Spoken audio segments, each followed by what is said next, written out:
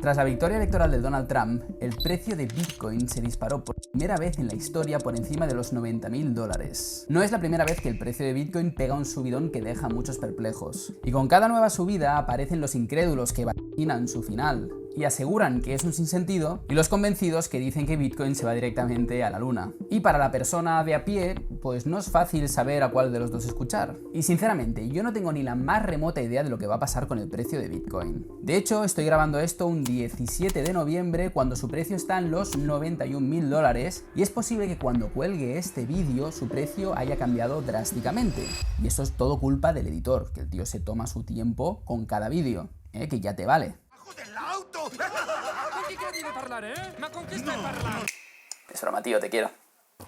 Y a otro perro con ese hueso. En fin, que para entender qué es lo que está pasando con Bitcoin, si tiene sentido que vayas corriendo a tu abuela a pedirle que saque el dinero del pote del Colacao para meterlo todo allí, en realidad no hace falta conocer su precio actual, sino los motivos por los que parece que este precio no para de subir. Y si me das unos minutitos, te lo cuento. Y te preguntarás, ¿por qué deberías tú escuchar a este tipito con gafitas y pinta de repelente que graba este vídeo desde el despacho minúsculo de su casa, compartido con su mujer, como atestiguan las herramientas de crochet que se ven ahí al final de todos mis vídeos? Pues por si no me conoces, yo soy Néstor Navalón, soy asesor financiero titulado y soy consultor financiero para VB España, donde gestiono una cartera de más de 450 clientes a los que he ayudado a organizarse mejor económicamente y disfrutar de más tranquilidad. Y resulta que también tengo un máster en teoría económica impartido por la Universidad Francisco Marroquín en colaboración con el Centro de Estudios OMA, donde profesores de la talla de Juan Ramón Rayo y Miguel Ancho Bastos me enseñaron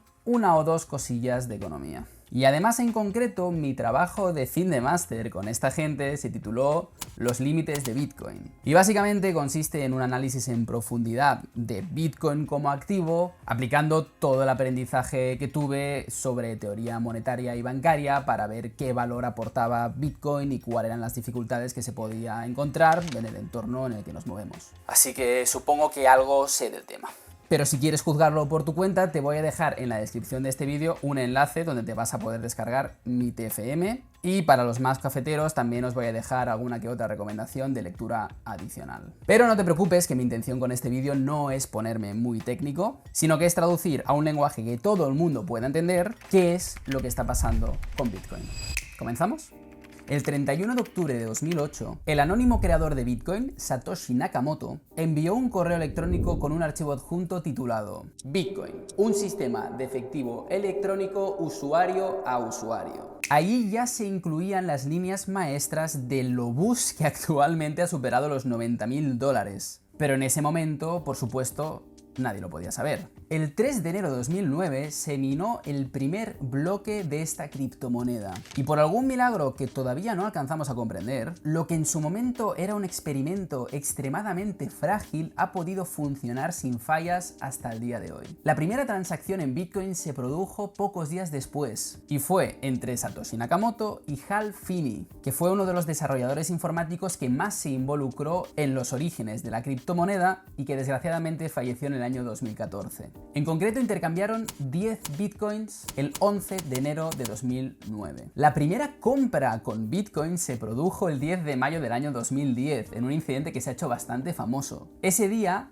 Leslo Haniex, espero haberlo pronunciado bien, ofreció 10.000 bitcoins a quien le trajera 2 pizzas, y las consiguió. Solo quiero que te tomes un momento para darte cuenta que esos 10.000 bitcoins hoy en día estarían valorados en casi $1.000 millones.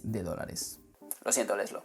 Y como suele decirse, el resto es historia. Para muchos, Bitcoin apareció en el radar en su primer rally alcista de 2017, en el que alcanzó los $17.000 en diciembre de ese año. Luego cayó de nuevo al entorno de los $6.000 y resurgió tras la pandemia para situarse por primera vez en su historia por encima de los $60.000. Luego volvió a caer hasta los $16.000 y muy recientemente ha superado los $90.000. Solo han pasado 15 años desde que se creó y actualmente Bitcoin es el octavo activo mundial por capitalización bursátil, habiendo superado a empresas como Meta o Tesla y dejando a la plata, el mineral de la plata, en novena posición, con una capitalización bursátil de más de $1.700 billones, es decir, 1.700 millones de dólares. Y a ver, en 2017 se podía pensar que la gente no entendía muy bien lo que estaba pasando, mucho incauto se había vuelto loco, se había flipado y se iban a arruinar todos. Incluso tras la pandemia se podría argumentar que, claro, con tanta incertidumbre que había en el mundo en ese momento, la gente no sabía muy bien qué hacer con su dinero y se equivocaron. Pero llegar a ser el octavo activo por capitalización a nivel mundial es para tomárselo muy, pero que muy en serio. Pero entonces,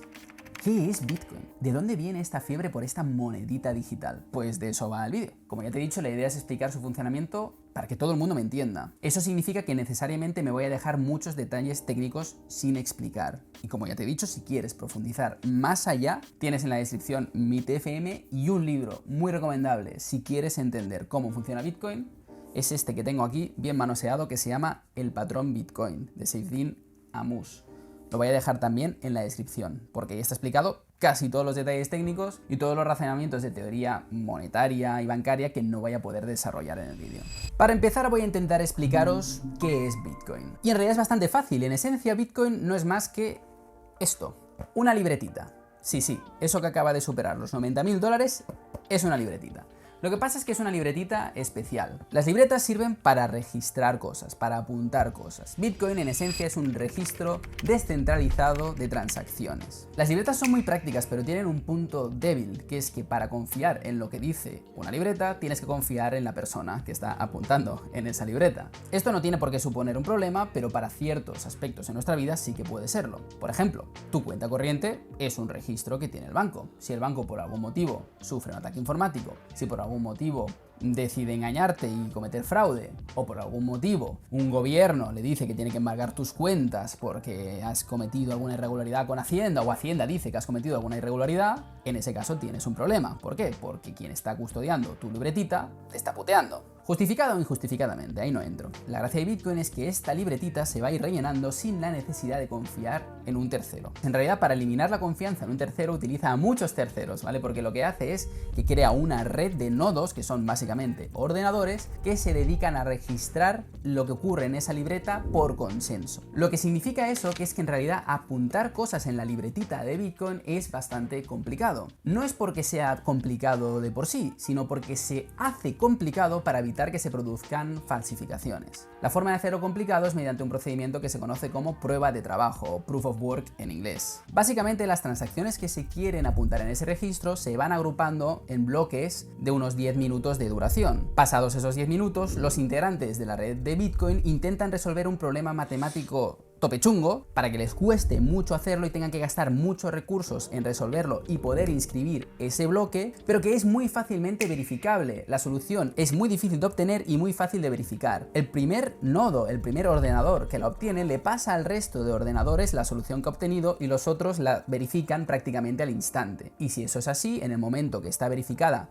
por más del 50% de la red, se inscribe en el registro de transacciones. Bitcoin evita que se registren operaciones fraudulentas porque la prueba de trabajo es muy difícil de resolver y muy fácil de verificar. Así que si alguien intenta introducir una operación fraudulenta, lo único que va a hacer es gastar muchos recursos en inscribir algo que inmediatamente va a ser descartado por el resto de la red. Como el problema matemático es muy difícil de resolver, los ordenadores que intentan resolverlo gastan grandes cantidades de energía para hacerlo, y eso cuesta dinero. Y el motivo por lo cual esta gente pone sus ordenadores a resolver este problema es porque si lo resuelven con éxito, si ellos son los que registran esa operación en la red de Bitcoin, obtienen una recompensa. El golpe maestro, la guinda del pastel, es que la recompensa que obtienen son las propias monedas que se utilizan para registrar estas transacciones. Ese registro solo puede registrar transacciones en su divisa interna, en su token local, que son precisamente los bitcoins, la criptomoneda. Así que Bitcoin no es solo un registro de transacciones, sino que es también una moneda digital. Pero es una moneda digital, es un activo digital algo raro, porque la única forma de crear ese activo digital es obtener la recompensa de haber resuelto con éxito la prueba de trabajo. Esto es lo que se ha venido a llamar minería, porque la única forma de obtener los bitcoins es poniendo esfuerzo, poniendo recursos, poniendo energía en resolver la prueba de trabajo. Además, el ritmo de creación, el ritmo de minado de los bitcoins, de esta moneda que se utiliza para registrar las transacciones, está establecido desde el inicio y es inmutable. En esta gráfica puedes ver ese ritmo programado de la oferta de nuevos bitcoins, de la recompensa por minado de bloques. Como ves, Inicialmente se obtenía una recompensa muy elevada y esa recompensa se va reduciendo cada 210.000 bloques, que estos son aproximadamente 4 años. Esto se conoce como el halving. Es ese momento en el que la recompensa que obtienen los mineros por resolver la prueba de trabajo se reduce a la mitad. Y esto se irá reduciendo a la mitad a lo largo de 4 años hasta que aproximadamente en 2140 se habrá alcanzado el número máximo de 21 millones de bitcoins. Y no podrán crearse más, no habrá más, y a partir de ese momento la recompensa que obtengan los mineros por resolver la prueba de trabajo ya no serán nuevos bitcoins, serán las comisiones que cobren a los que quieran registrar operaciones. Muchos llaman a Bitcoin el oro digital por las similitudes que tiene este proceso con el minado de oro, pero hay una diferencia fundamental,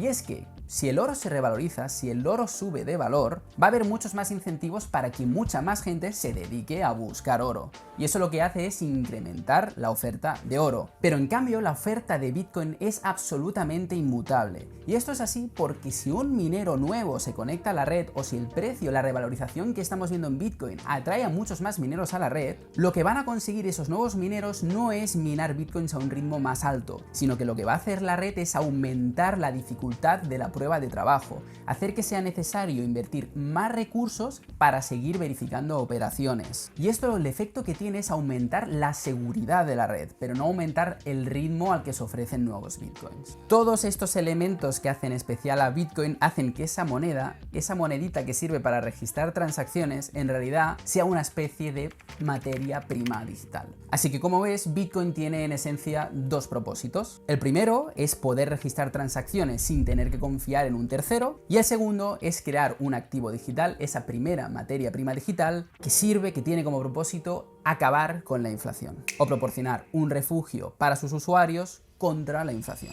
Ya está, en esencia eso es lo que hace Bitcoin, es así de sencillo. Esas dos cositas es lo que le dan todo el valor que tienen. Así que te estarás preguntando, y ya está, no hay más, ¿en serio es solo eso? ¿Por qué es eso algo tan importante? Pues eso es muy importante porque, en opinión de los primeros desarrolladores de Bitcoin y de lo que se puede leer en aquel primer paper que publicó Nakamura, Oh, yes, this is very nice.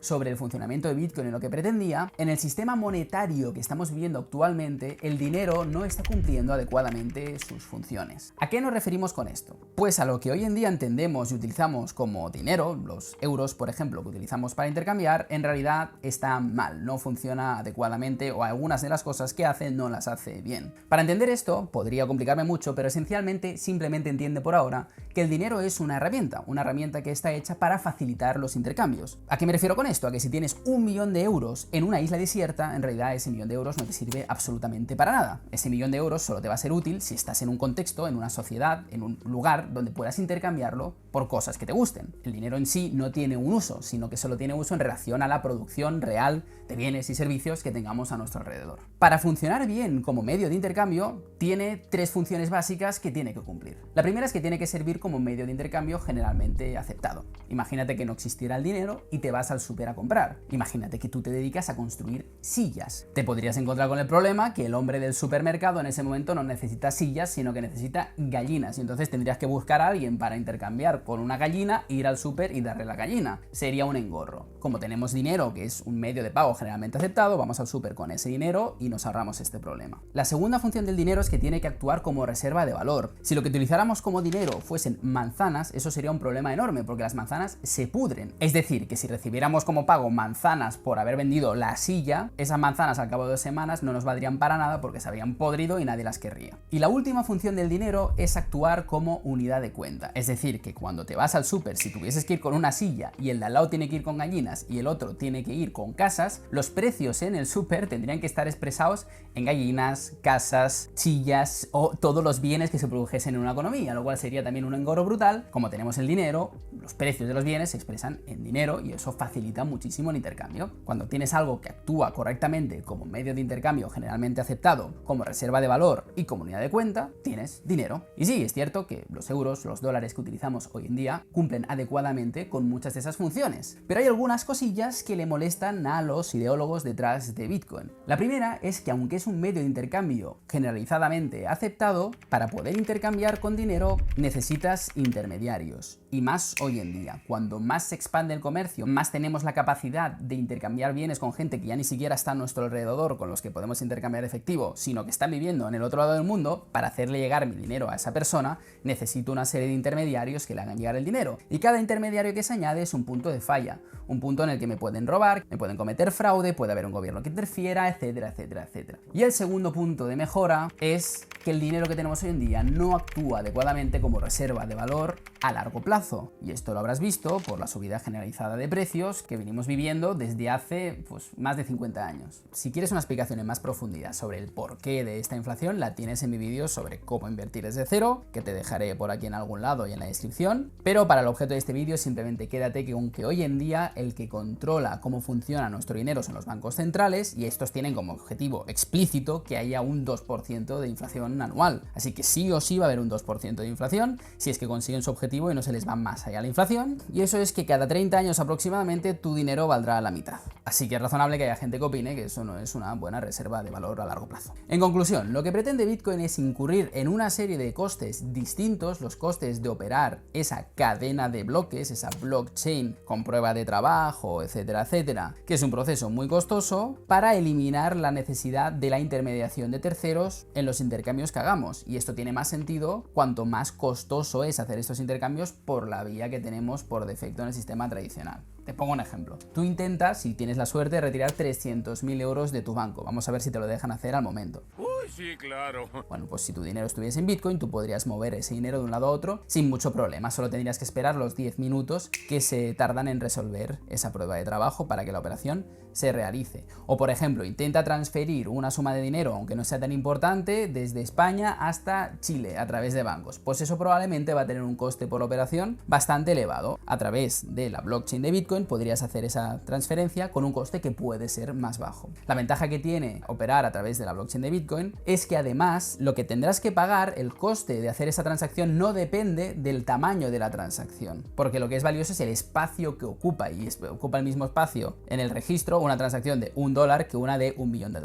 Así que en realidad tiene más sentido utilizar una blockchain para registrar esas transacciones cuanto mayor importe es o a mayor distancia se hacen. Y además de todo eso, el funcionamiento, el token nativo, Bitcoin como moneda, pretende preservar, convertirse en una excelente reserva de valor para los usuarios de esta moneda, de forma que no tengas que estar preocupándote porque tu dinero cada vez valga menos. Eso es en esencia lo que pretende Bitcoin. Así que en definitiva, que Bitcoin siga subiendo de precio o se vaya a la mierda va a depender en si consigue lo que se propuso o si consigue transformarse en algo que, aunque no sea lo que se propuso, tiene un valor para la gente. Para tú tomar una decisión sobre si es buena idea meter dinero en Bitcoin o no, tienes que estar informado. Para mí, estar invirtiendo en algo significa estar asumiendo un riesgo porque tienes una certeza de beneficios, o por lo menos tienes muy controlado cuáles son los escenarios en los que te puede salir bien y te puede salir mal. Si tú estás tomando decisiones sobre dónde metes el dinero sin tener ni idea de qué depende que funcione o no funcione,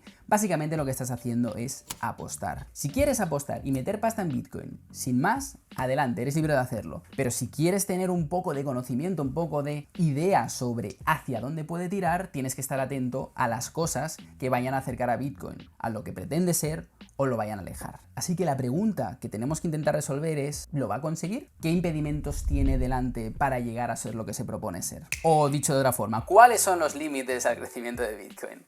Pues efectivamente esas preguntas están respuestas en mi trabajo de fin de máster, pero voy a tratar de explicar las más relevantes para que puedas entender a qué tienes que estar atento en los próximos años. El primer obstáculo, el primer límite al crecimiento de Bitcoin, a que Bitcoin se convierta en lo que se supone que debe ser, es su escalabilidad. Por tal como funciona Bitcoin, la capacidad de procesar operaciones de la red es muy pequeña. Tú piensas que cada bloque de transacciones que se registran cada 10 minutos ocupa un espacio de 1 mega, tiene capacidad para registrar 1 mega de información. Eso es registrar unas 4 transacciones por segundo. O lo que es lo mismo, unas 120 millones de transacciones al año. Para que te hagas una idea de lo que es esto, Visa, la empresa Visa de tarjetas de crédito, es capaz de registrar 3.200 transacciones por segundo. Esos son más de 100.000 millones de transacciones anuales. Así que es bastante evidente que si Bitcoin quiere transformarse en un medio de pago generalmente aceptado, que sirva para que todo el mundo haga transacciones con él, Con 4 transacciones por segundo no basta. Esto es un problemón que hay que solucionar de alguna forma. Y ha habido muchas propuestas para solucionarlo. Una de ellas es aumentar el tamaño de ese bloque. Si los bloques de 1 mega no bastan, vamos a aumentar el tamaño de ese bloque para que se puedan realizar muchas más transacciones. El problema que tiene esto es que al aumentar el tamaño del bloque, como todos los ordenadores que forman parte de Bitcoin tienen que llevar el registro de la libretita, esto hace que la capacidad operativa que tengan que tener esos ordenadores aumente muchísimo. Si aumenta mucho esa capacidad operativa, cada vez menos ordenadores van a ser capaces de llevar el registro de Bitcoin y por tanto la red se va a volver menos segura. Y si la red se vuelve menos segura, ya no podemos confiar en que registre las transacciones sin fallos. Intentar ampliar el tamaño de bloque así sería convertir en Bitcoin en una especie de PISA 2.0. Pierdes el espíritu descentralizador, que es lo que le da un valor distinto. Para que os hagáis una idea, si Bitcoin tuviera que procesar tantas operaciones dentro de su red, dentro de la libretita como Visa, lo que tendrías que tener es una red de ordenadores tan potentes como el centro de datos e información que procesa las operaciones de Visa. Y eso es sencillamente imposible e ineficiente. Así que si eso es así, está condenado al fracaso Bitcoin, ya está, no va a poder ser lo que pretende ser, es un experimento fallido. ¿Cómo puede llegar a convertirse en dinero algo que es capaz de registrar tan poquitas operaciones? No va a poder ser un medio de cambio generalmente aceptado, ni una unidad de cuenta, ni una reserva de valor, ni nada de nada. Bueno, una reserva de valor tal vez sí, como bien especulativo, pero no nada de eso. Lo que ocurre es que las transacciones que se produzcan en Bitcoin no necesariamente se tienen que registrar en la red de Bitcoin. Es decir, que en esta libretita solo van a ir las transacciones más importantes. Todas las demás se pueden registrar al margen de esas libretitas en otras libretitas y luego simplemente saldar cuentas en esa libretita central, que es Bitcoin. Esto que os estoy describiendo es lo que se llaman soluciones de segunda capa, que son otras blockchains, otras redes descentralizadas que surgen alrededor de Bitcoin que permiten realizar transacciones de una forma más económica, también menos segura, pero que luego, si queremos blindar la operación, la podemos registrar en la red central, o la aparición de intermediarios financieros que conecten al usuario final con esta red centralizada. Por ejemplo, los exchanges. Un exchange de criptomonedas es un lugar donde tú puedes comprar criptomonedas, pero cuando estás comprando criptomonedas en un exchange no necesariamente estás registrando esa compra en la libretita central, sino que básicamente lo que está registrando el exchange es unas notas, unas anotaciones, que luego en el caso que tú te quieras llevar tus criptomonedas a otro lado sí que las va a tener que transferir. Pero hasta que eso no ocurra no está registrando absolutamente nada en ese registro inmutable. De forma que en realidad si Bitcoin pretende convertirse en un medio de pago generalmente aceptado, va a tener que abandonar su filosofía inicial de que todo se registre vía esa libretita central y empezar a incorporar a terceros de confianza paradójicamente para que pueda llegar a todo el mundo. Un segundo obstáculo para que Bitcoin pueda convertirse en dinero es su elevada volatilidad. Ya habéis visto los bandazos que pega el precio de Bitcoin. Cuando un activo es tan volátil, eso no es necesariamente malo ni supone necesariamente un problema. Pero si un activo quiere convertirse en una unidad de cuenta, eso sí que lo es. Porque si tuviésemos que expresar el precio, por ejemplo, de un coche en Bitcoin, hoy un coche puede valer 0,5 Bitcoins y hace 3 años valía 10 Bitcoins. Pero esa variación en el valor no es porque el coche se haya vuelto más caro o más barato, es Bitcoin el que no se pone de acuerdo en qué precio tiene, en cómo la valoramos. Esa volatilidad, como digo, hoy en día no es un problema porque Bitcoin no pretende ser desde ya una unidad de cuenta. De hecho, Bitcoin está naciendo, lleva solo 15 años y por tanto es normal que no nos pongamos de acuerdo en si es útil o no y por tanto su precio tenga fluctuaciones muy grandes. Pero si tiene que convertirse en lo que tiene que convertirse, esa volatilidad tiene que acabar desapareciendo. ¿Llegará a desaparecer esa volatilidad? Bueno, una vía por la cual desaparece la volatilidad en los activos es cuando la demanda, cuando el volumen de transacciones de esos activos aumenta muchísimo. Y eso, si Bitcoin empieza a utilizarse como medio de pago para comprar distintas cosas, puede llegar a suceder. Pero hay un problema de fondo que no se puede solucionar solo con eso. Y es que, como he dicho antes, la oferta de Bitcoin es absolutamente fija.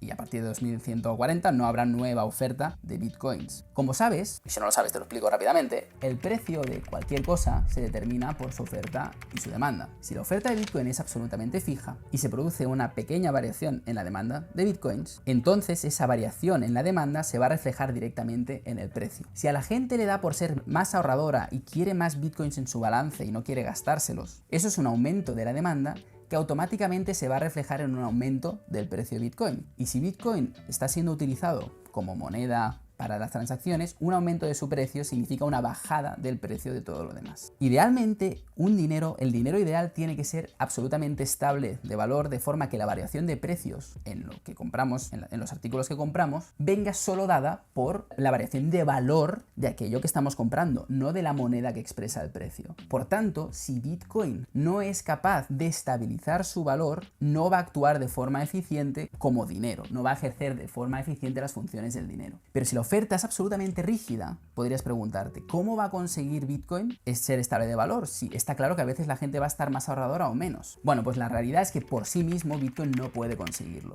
Para conseguir esa estabilidad de valor que le permita convertirse en dinero, Bitcoin necesita que a su alrededor aparezcan intermediarios de crédito, intermediarios financieros, vamos, bancos. La función de los bancos es precisamente esa, es crear nueva oferta de medios de pago, de préstamos, de depósitos, de lo que sea, y contraerla en función de las necesidades del mercado. Lo que tiene que ocurrir es que aparezcan una serie de entidades financieras que utilicen Bitcoin como reserva, como base de sus operaciones, pero que amplíen y reduzcan la oferta efectiva de bitcoins, ya no de bitcoins sino de medios de pago, en un modelo que sería muy similar a lo que ocurrió con el patrón oro, que sí que demostró históricamente que se puede conseguir un equilibrio de precios con un sistema parecido. Un tercer obstáculo que puede ser muy importante para que Bitcoin consiga lo que se ha propuesto es precisamente la política. Pensad que Bitcoin nace en esencia como un contrapoder hacia uno de los pilares del control que hoy en día ejercen los gobiernos, los estados sobre los ciudadanos, que es la moneda, el dinero. Por eso es especialmente relevante cómo actúan los políticos en relación a Bitcoin para saber si este lo va a conseguir o no, va a tener mucho efecto. Pero paradójicamente, las injerencias políticas, los obstáculos que pongan los políticos a la adopción de Bitcoin, al uso de Bitcoin, pueden perjudicarla en el corto plazo, pero a largo plazo no hacen más que reafirmar la razón de ser de Bitcoin. Por ejemplo, en mayo de 2021, China prohibió la minería y cualquier transacción que se haga con Bitcoin en el interior del país. Pensad que en ese momento el 70% de la minería de Bitcoin se realizaba precisamente en China. Así que esto en principio debería haber sido un golpe durísimo hacia la red de Bitcoin que podría haber supuesto un problemón. Pero ¿qué es lo que pasó? Que es cierto, en un primer momento, cuando se prohibió la minería en China,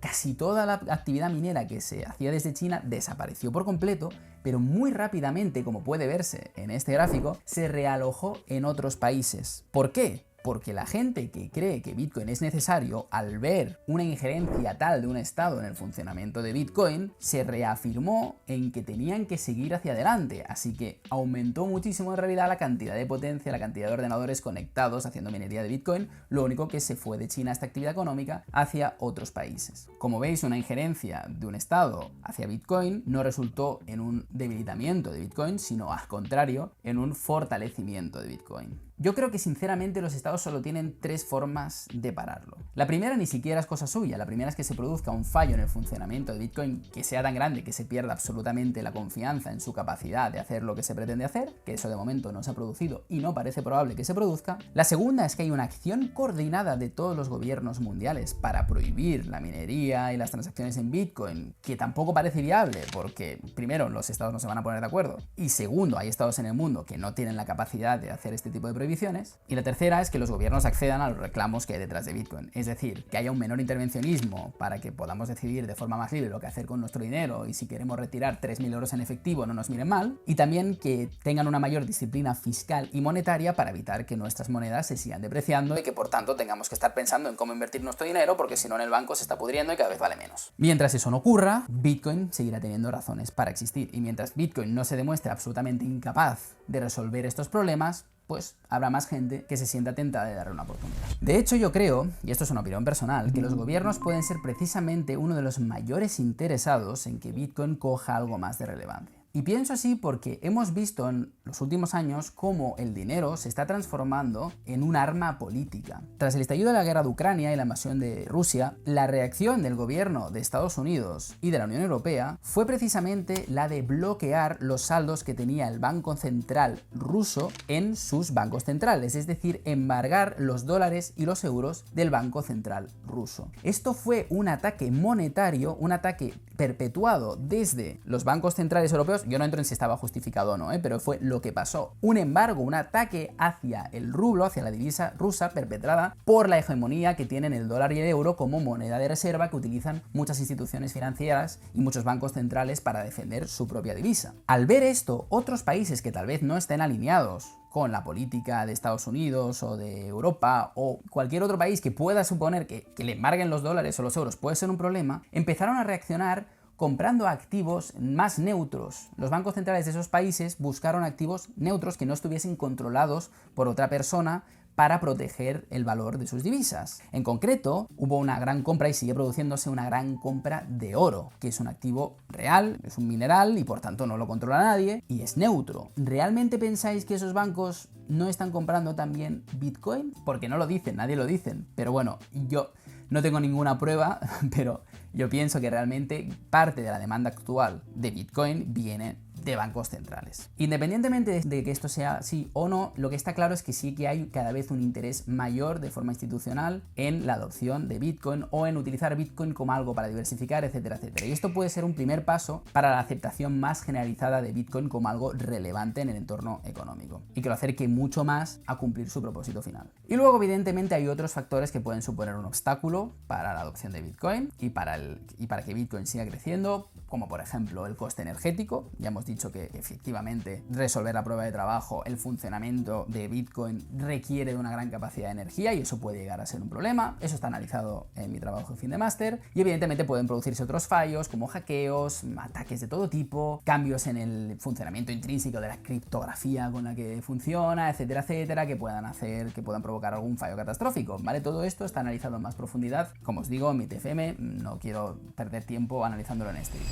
En conclusión, Bitcoin es un proyecto muy simple pero extremadamente ambicioso. Nace para señalar algunos aspectos de nuestro sistema financiero que no funcionan como deberían funcionar y proponer una alternativa. Pretende hacer mejor de dinero que los dólares y los euros que estamos acostumbrados a utilizar, pero es un misterio si lo conseguirá o no. Como su funcionamiento es tan sencillo, en realidad no es capaz de aportar soluciones al problema de la escalabilidad y la volatilidad por sí mismo. Por eso, su camino hacia el éxito no es que todo el mundo se convierta en un friki de la tecnología y la criptografía y empiece a operar utilizando los sistemas originales de Bitcoin, sino que lo que necesita para triunfar es que cada vez más instituciones empiecen a integrarlo en su funcionamiento. Vamos, que se tiene que volver más accesible para todo el mundo. Pero es que incluso si eso no sucede, si no consigue transformarse en dinero, eso no significa que no vaya a tener ningún valor. El hecho de que Bitcoin sea una especie de materia prima digital con una oferta absolutamente escasa puede convertirlo en algo que también tenga sentido incorporar a una cartera de inversión de una forma parecida al oro.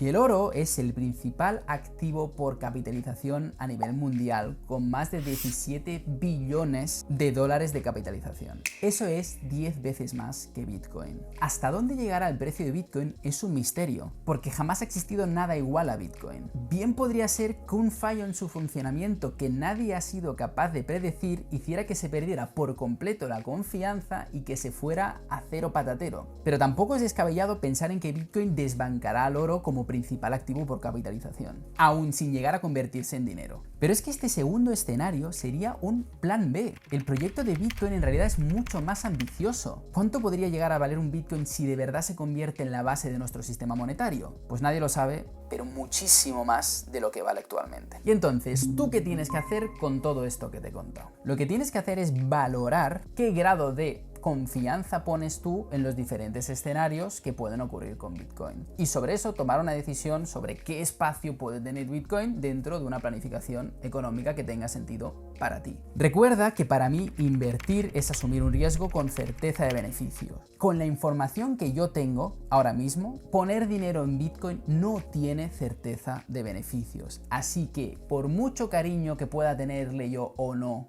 al proyecto, yo sigo viendo a Bitcoin como una apuesta con la que puedo estar más o menos alineado ideológicamente o lo que vosotros queráis, o que puedo tener más o menos fe en que se cumpla o no, pero no tengo ninguna certeza de que Bitcoin vaya a estar en uno u otro escenario. Por eso yo personalmente el dinero que pongo en Bitcoin lo hago de forma casi simbólica. Lo que tengas que hacer tú lo dejo a tu criterio, que para eso somos personas adultas. Y ya está, ese es el funcionamiento básico de Bitcoin. Soy consciente que habrá quedado un vídeo algo confuso y que hay muchas cosas por explorar y muchos matices por detallar. Se me ocurren 3 ideas de vídeos que pueden salir de este. La primera es un vídeo más concreto sobre qué tienes que hacer, qué alternativas tienes si quieres poner algo de dinero en Bitcoin. La segunda es un vídeo hablando más en profundidad sobre los fundamentos de teoría económica que le dan a Bitcoin un valor. Y la tercera es un vídeo comparando Bitcoin con otras alternativas criptográficas, criptomonedas, etcétera, etcétera, que pueden proponer alguna alternativa a su uso. Ya os digo que a mí las otras criptomonedas no me hacen particular gracia. Así que te lo dejo a ti, déjame un comentario cuál de estos 3 vídeos te interesa más e intentaremos hacerlo en el futuro. Recordad que si alguna cosa de este vídeo ha quedado inexacto o desactualizada es todo culpa de mi editor y nos vemos en el próximo vídeo.